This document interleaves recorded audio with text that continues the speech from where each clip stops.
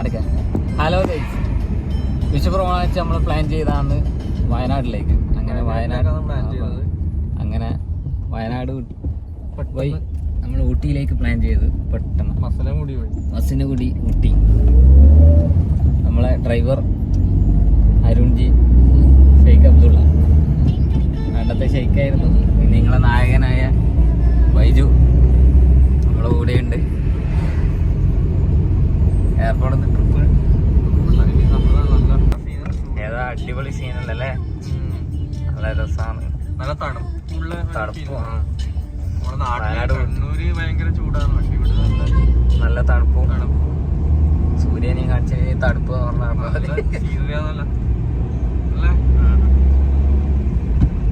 ഇങ്ങനെ പാട്ടും കേട്ട് പോകാൻ നല്ല രസമാണ്.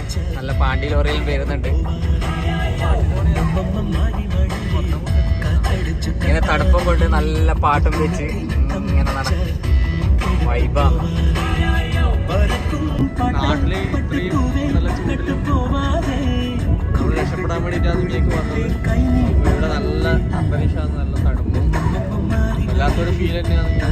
നല്ല പഴയ പാട്ടും മസനഗുഡി വഴി ഊട്ടി, അതൊരു വല്ലാത്ത ഫീലിംഗ്. നല്ല മരങ്ങളും എല്ലാം അടിപൊളിയാണ്. നല്ല തണുപ്പ് ഫീലിംഗും ഉണ്ട്.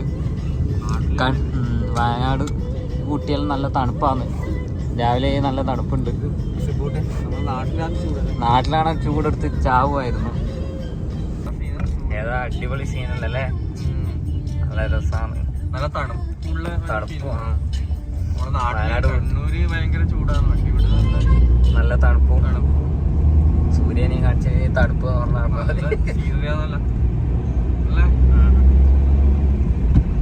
നാട്ടില് ഇത്രയും നല്ല ചൂടിലും നമ്മൾ രക്ഷപ്പെടാൻ വേണ്ടിയിട്ടാണ് ഇങ്ങേക്ക് വന്നത്. ഇവിടെ നല്ല അന്തരീക്ഷമാണ്, നല്ല തണുപ്പും വല്ലാത്തൊരു ഫീൽ തന്നെയാണ്. നല്ല പഴയ പാട്ടും മസനഗുഡി വഴി ഊട്ടി, അതൊരു വല്ലാത്ത ഫീലിംഗ്. അടിപൊളി രസമല്ലേ. കുട്ടികളുണ്ടല്ലോ അടിയുന്നുണ്ടെന്ന് ഇത് വൈദ്യുനെ പോലെ വീട്ടിൽ നിന്ന് ഒരേ അടിയാണ്. ഗുണ്ടൽപേട്ടിലേക്ക് പോയിക്കൊണ്ടിരിക്കുകയാണ്. ഗുണ്ടൽപേട്ടിലെത്തി. നല്ല സൂര്യകാന്തി പാടം തന്നെ അല്ലേ, അടിപൊളിയല്ലേ. എല്ലാവരും ഫോട്ടോ എടുക്കുന്ന തിരക്കിലാണ്. നമ്മളും പോയി ഫോട്ടോ എടുത്തിട്ട് വരട്ട്. വൈജു ചിരിക്ക്, ഹായ് പറ. ഒറിജിനൽ സൂര്യാന്തി കണ്ട് വണ്ടിയിലേക്ക് പോയി അടുത്ത ഗൂഡൽപേട്ടിലേക്ക് പോകാൻ. നല്ല തിരക്കാണ്.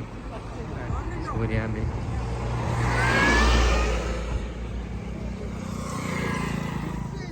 പോസ്റ്റിലെത്തി. ഗുണ്ടൽപേട്ടിൽ എന്നിട്ടാണെന്ന് മസനഗുഡി പോയി ഊട്ടി, വലത്തോട്ട് ഊട്ടി.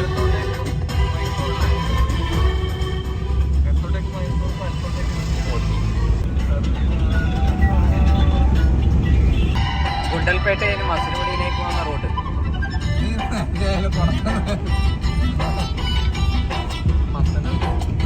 ഡയലോഗ് അടിപൊളിയല്ലേ.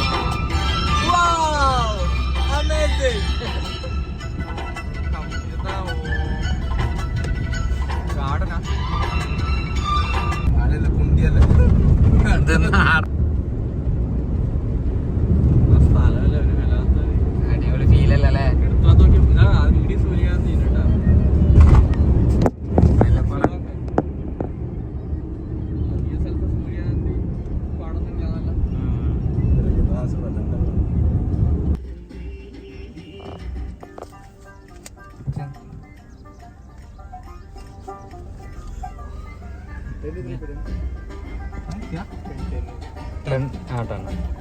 ബന്ദിപ്പൂർ, പിന്നെ Bandipur tiger reserve. Tiger reserve area, check post.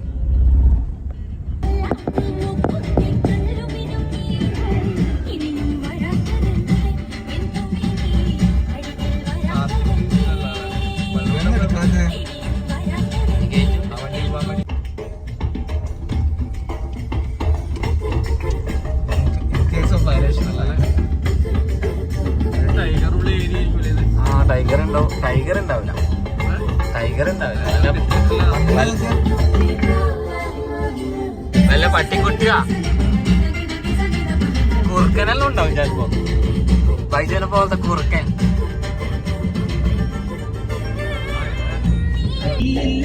പുലിയുണ്ട്. Baiju പുലി വന്നാണ് നമ്മൾ ചെയ്യാ. പുലി വന്നാല് നമ്മളോടൊന്നും പുലിക്ക് കളിക്കാൻ പറ്റും തോന്നുന്നില്ല. നമ്മളതിലും നാട്ടിലെ ഇല്ല പുലിയല്ലേ നീ അല്ലേ? നമ്മളതൊക്കെ പിടിച്ചേക്കാൻ. എടാ ഓന്ത് ബൈജു, ഓന്തിന് കണ്ട, ഓന്തിന്റെ ഫോട്ടോ കണ്ട?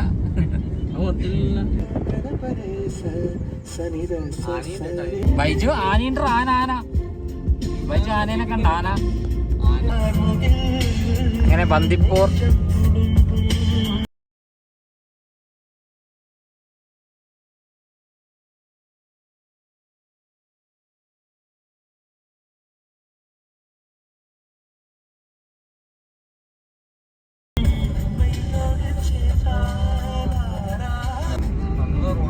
ആ റോഡ് സൈഡിൽ തന്നെ മാന് വന്ന് നിൽക്കുന്നുണ്ടല്ലേ? അടക്ക് കൊറേ ആനുണ്ട്. അടിപൊളിയാന്ന്. കുറച്ച് മുന്നോട്ടാക്കാം. ആ അടിപൊളിയാന്ന്. Tata, bye bye, see U.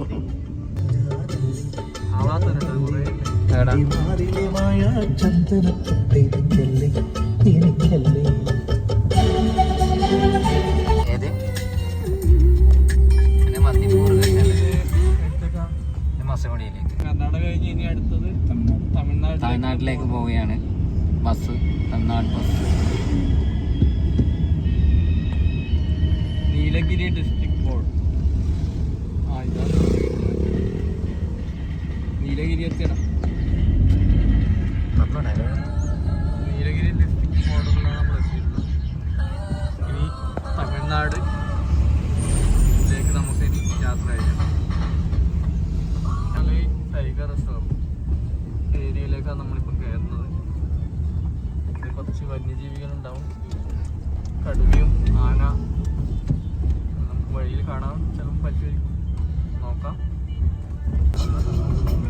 അടിപൊളിയാണ്. മെയ്ഫ്ലവർ ആയിരുന്നല്ലേ? അല്ലേ? നല്ല നല്ല രസമല്ലേ കാണാല്ലേ? എല്ലാരും വണ്ടി നിർത്തി കാണുന്നുണ്ട്, ഇറങ്ങിയിട്ട് കാണാൻ വേണ്ടിട്ട്.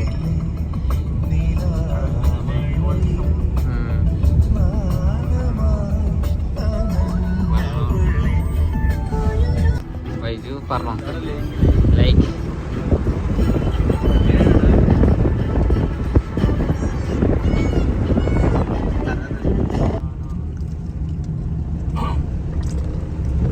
ഇവിടെ കൊറേ ജീപ്പാറുണ്ട്. ജീപ്പാർ ട്രക്കിങ്ങിന് ചോദിച്ചുകൊണ്ടിരിക്കുന്നുണ്ട്. ബൈജു ട്രക്കിങ്ങിന് പോകുന്നാടാ? ഇത് മല കയറാൻ പോകും. വേറുന്ന് വണ്ടി ഇവിടെ വെക്കും. 29 കിലോമീറ്റർ. നീല ഏരിയല്ലേ? ഇതേതാടാ ടൗണ്? മസനഗുഡി ടൗണാ?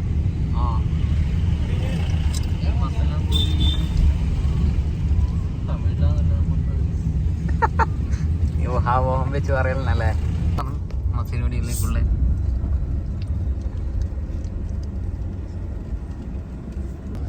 ഒരു കാര്യം കുപ്പി, ഒരു കാര്യം സ്റ്റാൻഡ്. ഞാൻ പിന്നെ ഏത് റോഡ്? നേരത്തെ തന്നെ അല്ലേ? കുറച്ച് ഉപ്പ് പണിക്കണേ മാമ. സോഡയാ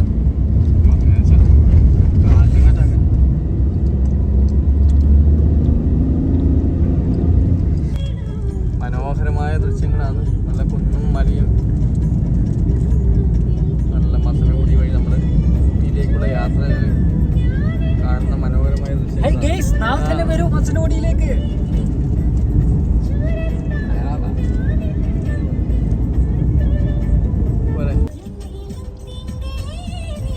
വലത്തോട്ടേക്ക്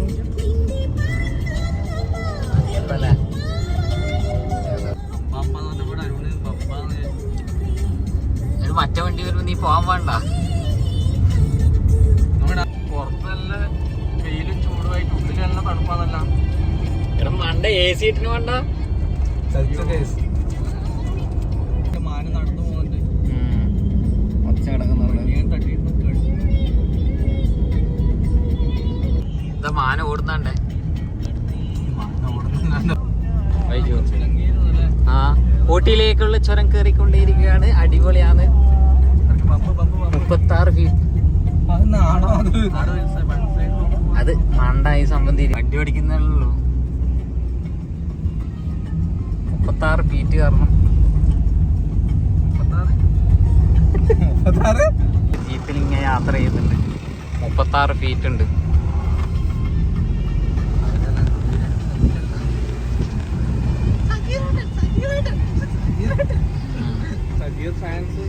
ബൈജുവിന് പറ്റിയ പെണ്ണുണ്ടോ നോക്കണ്ടേ വരും അതില്.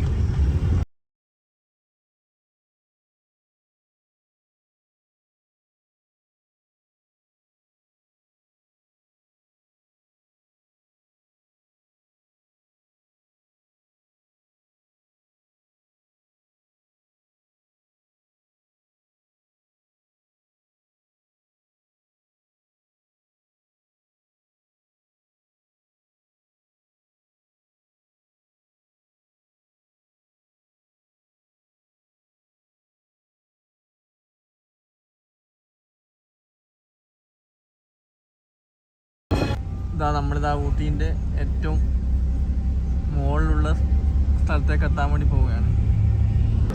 അങ്ങനെ നമ്മളിതാ ഊട്ടിയിൽ എത്തിയിരിക്കുകയാണ്. നല്ല തണുത്ത കാറ്റും പൈൻ മരങ്ങളും എല്ലാം നിറഞ്ഞ വഴിയിലൂടെ നമ്മളിങ്ങനെ പോവുകയാണ്. കുറച്ചും കൂടി കഴിഞ്ഞാൽ നമ്മളിപ്പോൾ ശരിക്കും ഊട്ടി മെയിൻ സ്ഥലത്തെത്തുന്നതാണ്. അങ്ങനെ നമ്മളിതാ ഊട്ടിയിൽ എത്തിയിരിക്കുകയാണ്. ഇവിടെ യാത്രക്കാരുടെ തിരക്കാണ്. വിഷുവിൻ്റെ വെക്കേഷൻ ആയതുകൊണ്ട് സഞ്ചാരികൾ ഇഷ്ടംപോലെ ഒരുപാട് ട്രാവലേഴ്സ് ഉണ്ട്. ഇത് നമ്മൾ ആ ഊട്ടിയിലെ മനോഹരമായ ദൃശ്യങ്ങളിലേക്ക് വന്നിരിക്കുകയാണ്. നല്ല തണുത്ത കാറ്റടിക്കാൻ തുടങ്ങി. നമ്മുടെ നാട്ടിൽ എത്രമാത്രം ചൂടുണ്ട്. ഇവിടെ നല്ലൊരു തണുപ്പും കാറ്റുമാണ് ഫീൽ ചെയ്യുന്നത്. തണുത്ത കാറ്റ് ഈ ചൂടുകാലത്ത് നമ്മൾ ഏറ്റവും വരാൻ പറ്റിയ സ്ഥലവും നല്ല ഫീൽ ചെയ്യുന്നത്. നമ്മളിപ്പോൾ ഒരു ചോക്ലേറ്റ് ഫാക്ടറിയിലാണ് എത്തിയിരിക്കുന്നത്. നമ്മളിവിടെ ചായപ്പൊടിയും മറ്റ് ചോക്ലേറ്റ് സ്വീറ്റ്സ് ഐറ്റംസും ഉണ്ട്. അതെല്ലാം പർച്ചേസ് ചെയ്യേണ്ട സജീർ ആരോടും നോക്കുന്നുണ്ട്. വാങ്ങേണ്ട സാധനമില്ല.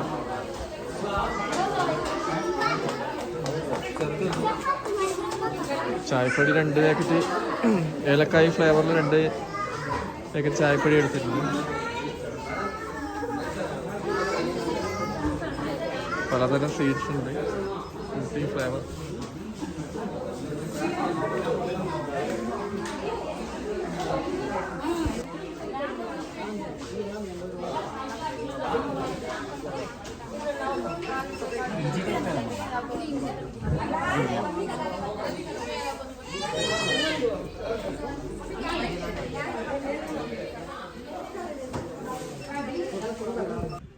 അങ്ങനെ നമ്മൾ ഊട്ടിയിലൊരു വിനോദസഞ്ചാര കേന്ദ്രത്തിലാണ് ഉള്ളത്. ഇവിടെ ആൾക്കാർ തിരക്കാണ്. പലരും ഫാമിലി ബാച്ചിലേഴ്സ് എല്ലാം വന്നിട്ട് ഫോട്ടോ എടുക്കാനും എല്ലാം തിരക്കാണ്. വിഷു ആയതുകൊണ്ട് നല്ല ആൾക്കാരും കൂടുതലാണ് ഇവിടെ.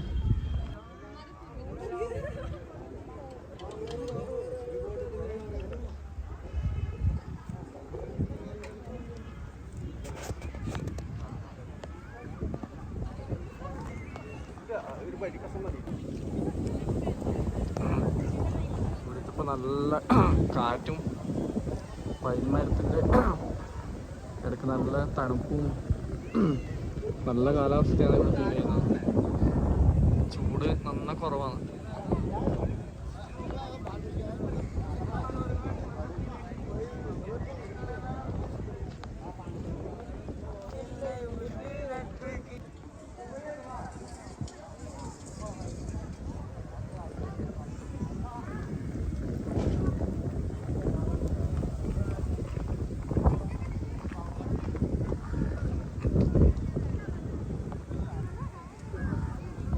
രണ്ടും ഓളും പുരിയനെ പോലെ നടക്കുന്നുണ്ട്.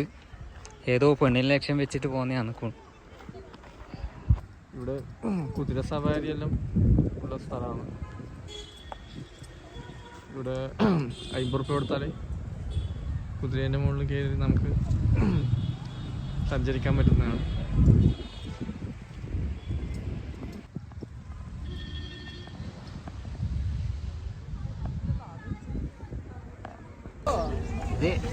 സ്ഥലത്തിന്റെ പേരെന്തേനു?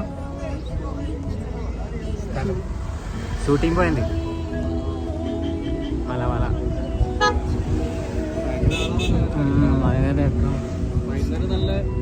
ഉച്ച വരുമ്പോൾ നമ്മൾ മാനന്തവാടി എത്തുമ്പോൾ ഒരു പള്ളിപ്പെരുന്നാൾ കണ്ടു. അങ്ങനെ അവിടെ കയറിയതാണ്. അടിപൊളിയാണ് പള്ളിയെല്ലാം.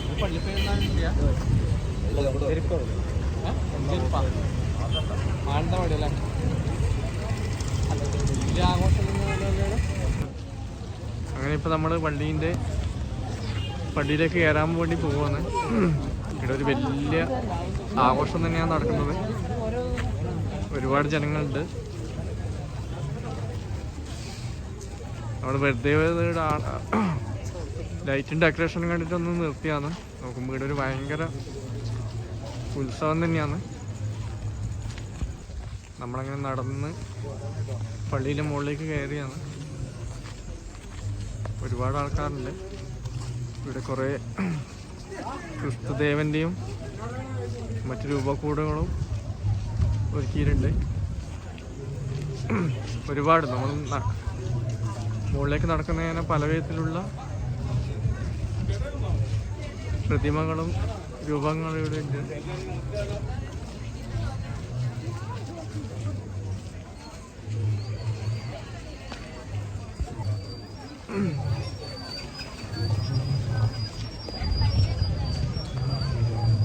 അങ്ങനെ നമ്മൾ അവസാനം പള്ളീൻ്റെ മുറ്റത്തേക്ക് നടന്നു നീങ്ങിയാണ്.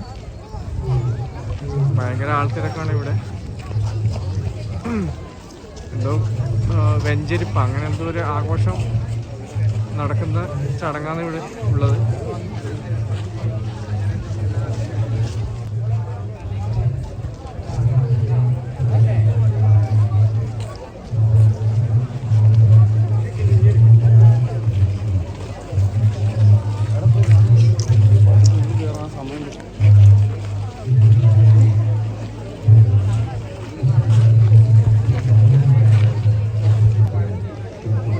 ഭയങ്കരമായ ഒരു ആൾക്കൂട്ടം തന്നെയാണുള്ളത്. ജനത്തിലൊക്കെ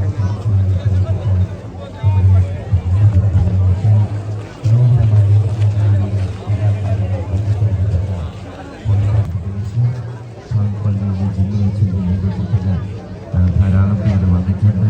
അവരൊത്തിരി സഹായിച്ചിട്ടുമുണ്ട്. അവരെ നമ്മളോട് ഓർക്കുന്നു.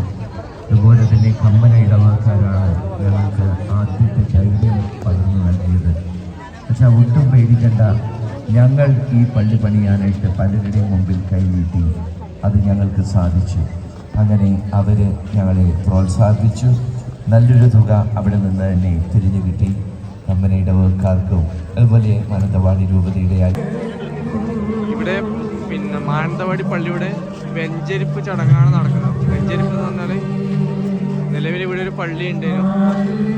അത് പുതുക്കി പണിഞ്ഞ് അതിൻ്റെ ഒരു ഉദ്ഘാടനം എന്നുള്ള രീതിയിൽ ചെയ്യുന്നതാണ് വെഞ്ചരിപ്പ് എന്ന് പറയുന്നത്. പുതിയ പള്ളി പണിത് അതിൻ്റെ ഒരു ആഘോഷവും ചടങ്ങുകളിലാണ് ഇവിടെ നടക്കുന്നത്. വെഞ്ചരിപ്പ് എന്ന് പറയുന്നത് അതാണ്. ഇത് നമ്മുടെ പൊതുസമ്മേളനത്തിൻ്റെ ഉദ്ഘാടന സന്ദേശം ഇവിടെ വെച്ച് തന്നെ അദ്ദേഹം പങ്കുവയ്ക്കുകയാണ്. അല്പസമയം എല്ലാവരും ഇരിക്കുക. പിതാവിന് പോകാൻ തിരക്കുള്ളത് കൊണ്ട് അധിക സമയം പിതാവ് പ്രസംഗിക്കില്ല. അതുകൊണ്ട് തന്നെ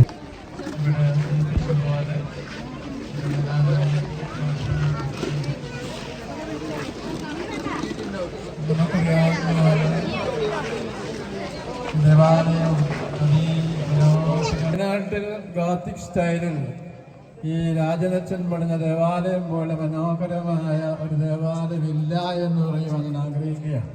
സെബാസ്റ്റ്യനെയും രാജലക്ഷ്നെയും കച്ചച്ചനെയും പ്രത്യേകമായി അഭിനന്ദിക്കുകയാണ്. ദേവാലയത്തിൽ വന്നാൽ നമുക്കെന്ന മനോഹരമായ കാഴ്ച പ്രാർത്ഥിക്കാൻ തോന്നും. ഇത് കണ്ടിവിടെ നിൽക്കാൻ തോന്നും. സന്ധ്യാസമയമാണെന്ന് ഇതിന് മുറ്റത്തൊക്കെ കണ്ടുള്ളതാണ്. ഈ ദേവാലയത്തിന്റെ ആരംഭം മുതൽ ഇന്ന് വരെയുള്ള വളർച്ചയിൽ ഏറ്റവും വലിയ സംഭാവന ചരിത്രം സൃഷ്ടിച്ചുകൊണ്ട് നടത്തിയിരിക്കുന്ന വില്ലൻ രാജന് നമ്മൾ പള്ളീൻ്റെ ഉള്ളിലേക്ക് കയറിയാണ്. ഇവിടെ ഓരോ ചടങ്ങുകൾ നടക്കുന്നുണ്ട്. വെഞ്ചരിപ്പിൻ്റെ ഭാഗമായിട്ട് പള്ളിയുടെ വലിയ പള്ളിയാണ്. നല്ല മനോഹരമായി രീതിയിൽ തീർത്ത പള്ളിയാണ് ഇവിടെ നമ്മൾ കാണുന്നത്.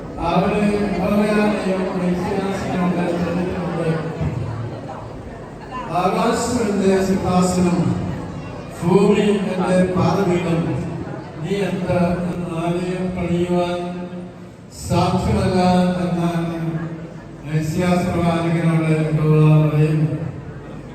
എവിടെയാണ് ദേവാലയമുള്ളത്? എന്റെ വചനം കേൾക്കുമ്പോൾ ഹൃദയത്തിന് അനുതാപവും വിറയലുമുള്ളവരുടെ അവിടെയാണ് എന്റെ ദേവാലയം എന്ന് ഞങ്ങൾ പറയുന്നു. ഈ ദേവാലയം നമ്മുടെ ഹൃദയമാകുന്ന, വിശ്വാസമാകുന്ന, ക്രിസ്തീയ ജീവിതമാകുന്ന ദേവാലയത്തിന്റെ വിശാലമായിട്ടുള്ള യേശുവിനെ നൽകുന്നു. അവന്റെ വചനം നൽകുന്നു. കൗലാശിക അനുഭവങ്ങൾ നൽകുന്നു.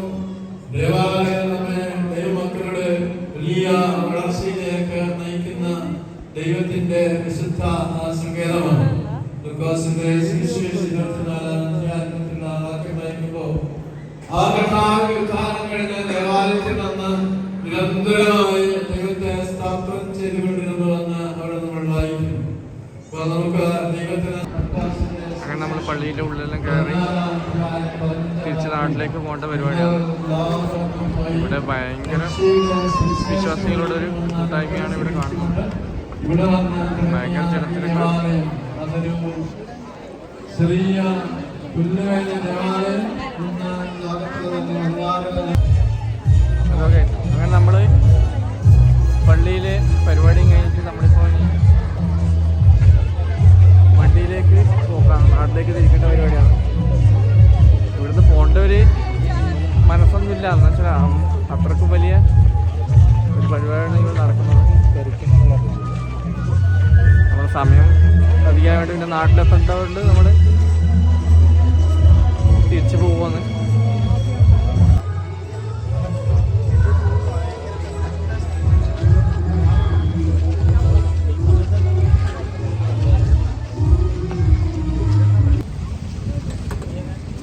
പള്ളിയിലെ ആഘോഷത്തിൻ്റെ ഭാഗമായിട്ട് ഇവിടെ കച്ചവടങ്ങൾ പൊടി പൊടിക്കുന്ന കാണുന്നത്.